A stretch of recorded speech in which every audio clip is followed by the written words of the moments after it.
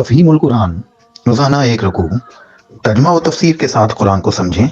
Subscribe کریں اور جڑے رہیں۔ قل من يرزقكم من السماء والأرض من يملك السمع والأبصار ومن يخرج الحي من الميت ويخرج الميت من الحي ومن يدبر الأمر فسيقولون الله فقل أفلا تتقون۔ ان سے پوچھو کون تم کو آسمان اور زمین سے رزق دیتا ہے؟ یہ سماعت اور بینائی کی قوتیں کس کے اختیار میں ہیں؟ کون بے جان میں سے جاندار کو اور جاندار میں سے بے جان کو نکالتا ہے؟ کون اس نظم عالم کی تدبیر کر رہا ہے؟ وہ ضرور کہیں گے کہ اللہ۔ کہو پھر تم حقیقت کے خلاف چلنے سے پرہیز نہیں کرتے؟ فذلكم الله ربكم الحق فماذا بعد الحق إلا الضلال فأنا تصرفون۔ تب تو یہی اللہ تمہارا حقیقی رب ہے، پھر حق کے بعد گمراہی کے سوا اور کیا باقی رہ گیا؟ آخر یہ تم کدھر پھرائے جا رہے ہو؟ تب تو یہی اللہ تمہارا حقیقی رب ہے۔ یعنی اگر یہ سارے کام اللہ کے ہیں جیسا کہ تم خود مانتے ہو، تب تو تمہارا حقیقی پروردگار، مالک، آقا اور تمہاری بندگی و عبادت کا حقدار اللہ ہی ہوا۔ یہ دوسرے جن کا ان کاموں میں کوئی حصہ نہیں، آخر ربوبیت میں کہاں سے شریک ہو گئے؟ آخر یہ تم کدھر پھرائے جا رہے ہو؟ خیال رہے کہ خطاب عام لوگوں سے ہے اور ان سے یہ سوال نہیں کیا جا رہا ہے کہ تم کدھر پھرے جاتے ہو، بلکہ یہ ہے کہ تم کدھر پھرائے جا رہے ہو۔ اس سے صاف ظاہر ہے کہ کوئی ایسا گمراہ کن شخص یا گروہ موجود ہے جو لوگوں کو صحیح رخ سے ہٹا کر غلط رخ پر پھیر رہا ہے۔ اسی بنا پر لوگوں سے یہ اپیل کیا جا رہا ہے کہ تم اندھے بن کر غلط رہنمائی کرنے والوں کے پیچھے کیوں چلے جا رہے ہو؟ اپنی گرہ کی عقل سے کام لے کر سوچتے کیوں نہیں کہ جب حقیقت یہ ہے تو آخر یہ تم کو کدھر چلایا جا رہا ہے؟ یہ طرز سوال جگہ جگہ ایسے مواقع پر قرآن میں اختیار کیا گیا ہے، اور ہر جگہ گمراہ کرنے والوں کا نام لینے کے بجائے ان کو صیغہ مجہول کے پردے میں چھپا دیا گیا ہے، تاکہ ان کے معتقدین ٹھنڈے دل سے اپنے معاملے پر غور کر سکیں اور کسی کو یہ کہہ کر انہیں اشتعال دلانے اور ان کا دماغی توازن بگاڑ دینے کا موقع نہ ملے کہ دیکھو یہ تمہارے بزرگوں اور پیشواؤں پر چوٹیں کی جا رہی ہیں۔ اس میں حکمت تبلیغ کا ایک اہم نقطہ پوشیدہ ہے جس سے غافل نہ رہنا چاہیے۔ كذلك حقت كلمة ربك على الذين فسقوا أنهم لا يؤمنون۔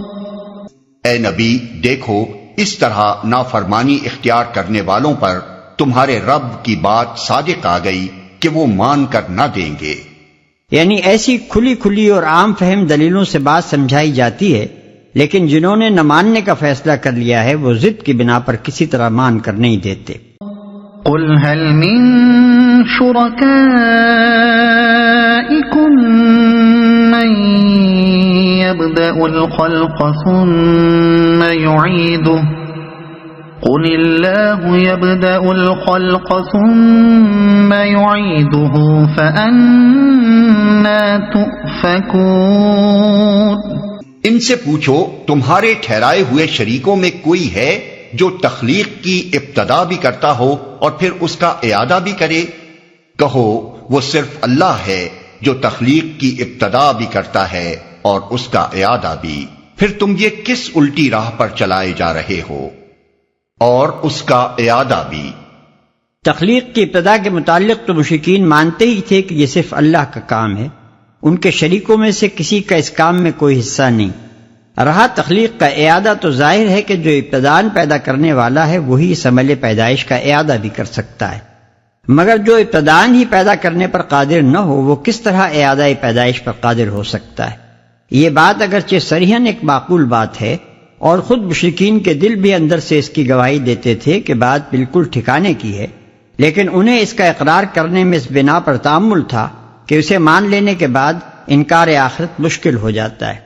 یہی وجہ ہے کہ اوپر کے سوالات پر تو اللہ تعالیٰ نے فرمایا کہ وہ خود کہیں گے کہ یہ کام اللہ کے ہیں، مگر یہاں اس کے بجائے نبی صلی اللہ علیہ وسلم سے ارشاد ہوتا ہے کہ تم ڈنکے کی چوٹ کہو کہ یہ ابتدائے خلق اور اعادہ خلق کا کام بھی اللہ ہی کا ہے۔ پھر تم یہ کس الٹی راہ پر چلائے جا رہے ہو؟ یعنی جب تمہاری ابتدا کا سرا بھی اللہ کے ہاتھ میں ہے اور انتہا کا سرا بھی اسی کے ہاتھ میں، تو خود اپنے خیر خواہ بن کر ذرا سوچو کہ آخر تمہیں یہ کیا باور کرایا جا رہا ہے کہ ان دونوں سروں کے بیچ میں اللہ کے سوا کسی اور کو تمہاری بندگیوں اور نیازمندیوں کا حق پہنچ گیا ہے۔ قل هل من شركائكم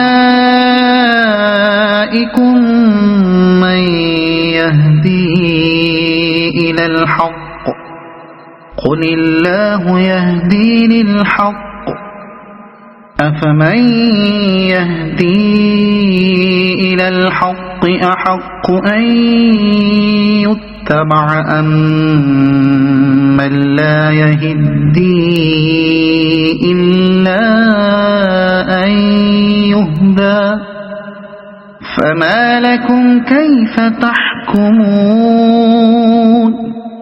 ان سے پوچھو تمہارے ٹھہرائے ہوئے شریکوں میں کوئی ایسا بھی ہے جو حق کی طرف رہنمائی کرتا ہو؟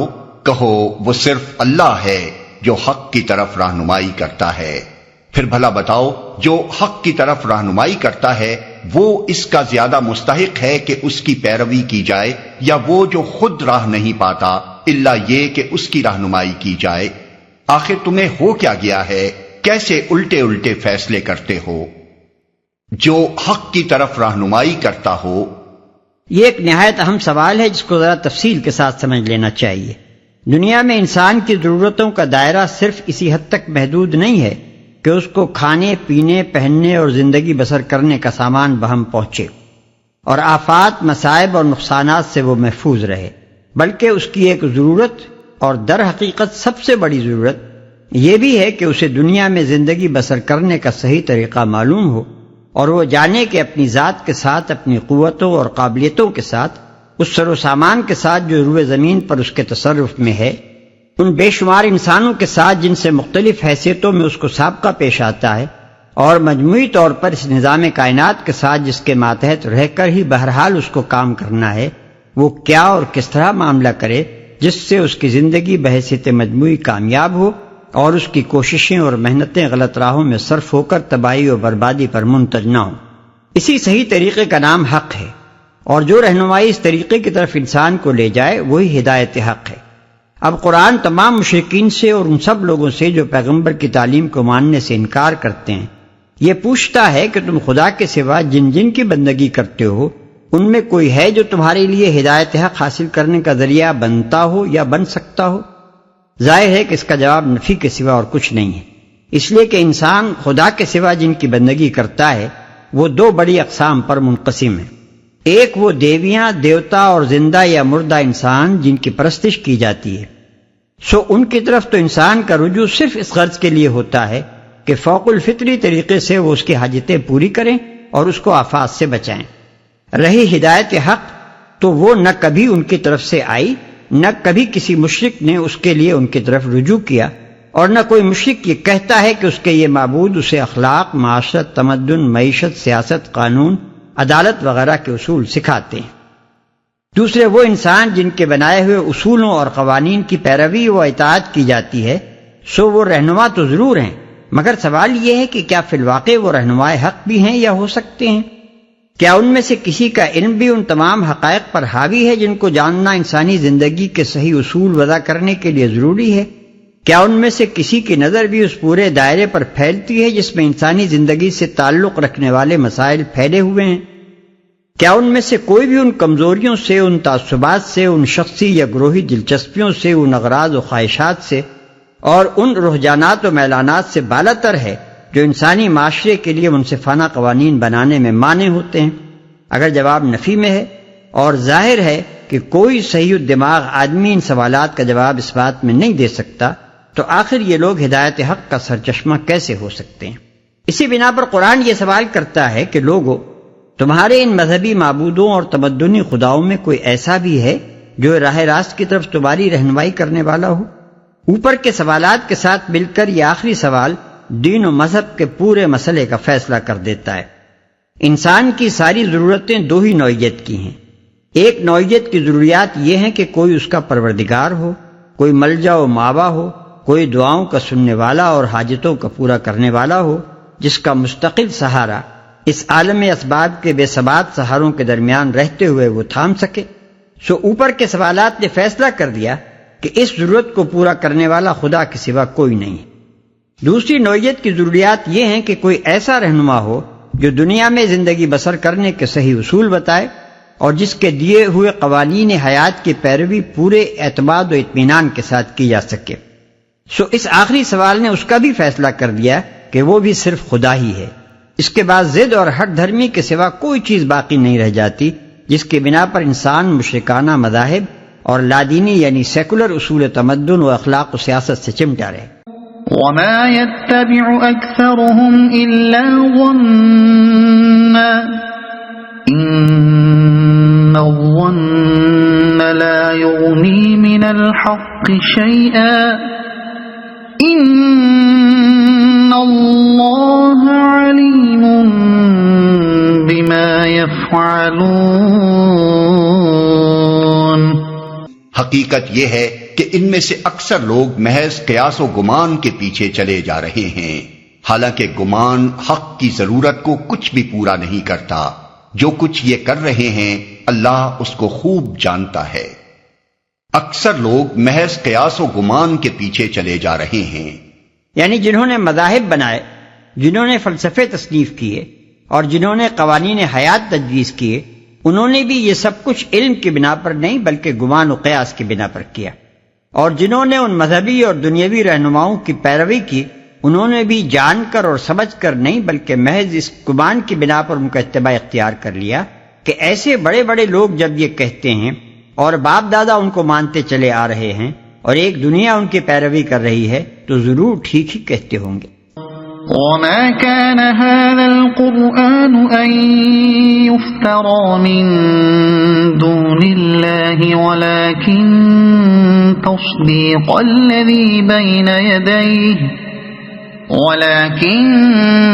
تصديق الذي بين يديه وتفصيل الكتاب لا ريب فيه من رب العالمين۔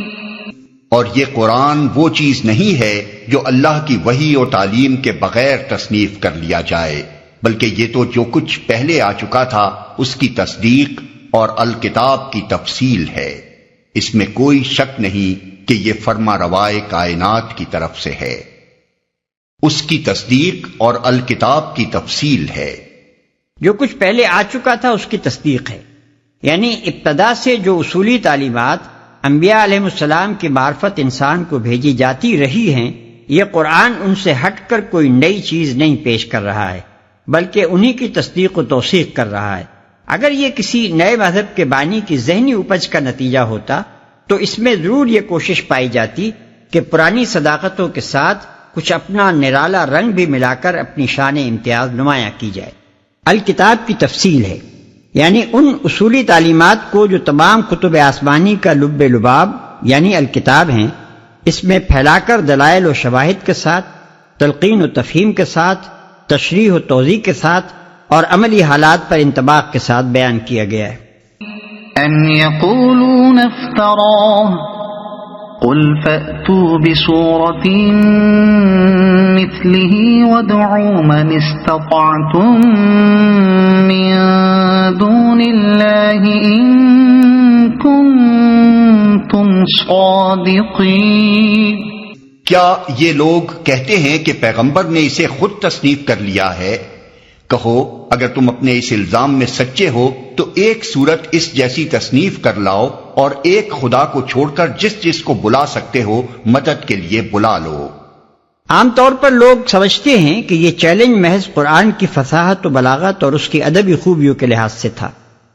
اعجاز قرآن پر جس انداز سے بحثیں کی گئی ہیں اس سے یہ غلط فہمی پیدا ہونی کچھ بعید بھی نہیں ہے، لیکن قرآن کا مقام اس سے بلند تر ہے کہ وہ اپنی یکتائی و بے نظیری کے دعوے کی بنیاد محض اپنے لفظی محاسن پر رکھے۔